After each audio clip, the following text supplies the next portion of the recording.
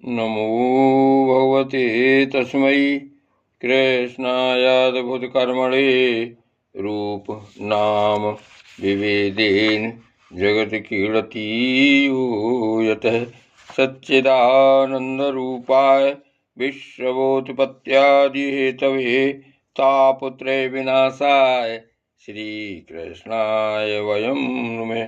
श्रीमद्भागवत महापुराण एकादश स्कंध अध्याय 26वां।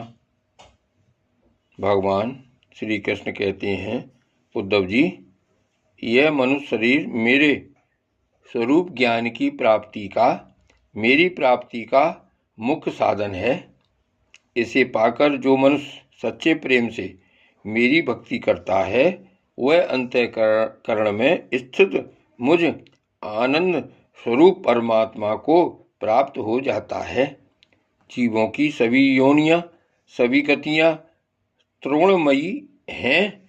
जीव ज्ञान निष्ठा के द्वारा उनसे सदा के लिए मुक्त हो जाता है।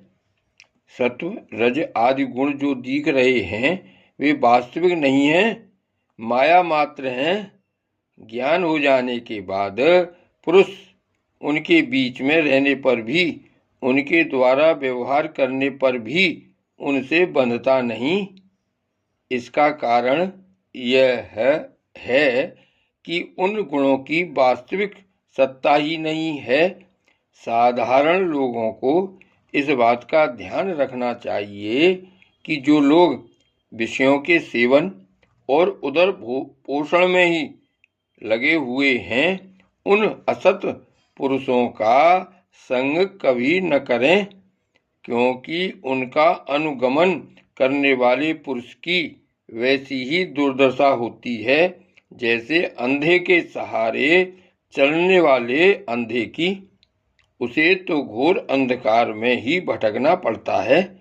उद्धव जी, पहले तो परम यशस्वी सम्राट इलानंदन पुरुरवा उर्वशी के विरह से अत्यंत बेसुध हो गया था। पीछे शोक हट जाने पर उसे बड़ा वैराग्य हुआ और तब उसने यह गाथा गाई।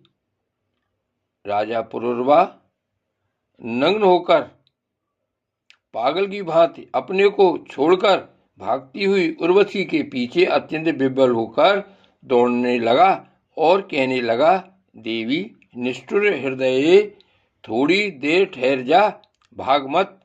उर्वशी ने उनका चित्त आकृष्ट कर लिया था, उन्हें तृप्ति नहीं हुई थी। वे क्षुद्र विषयों के सेवन में इतने डूब गए थे कि उन्हें वर्षों की रात्रियां न जाती मालूम पड़ी और न तो आती। जय श्री कृष्ण।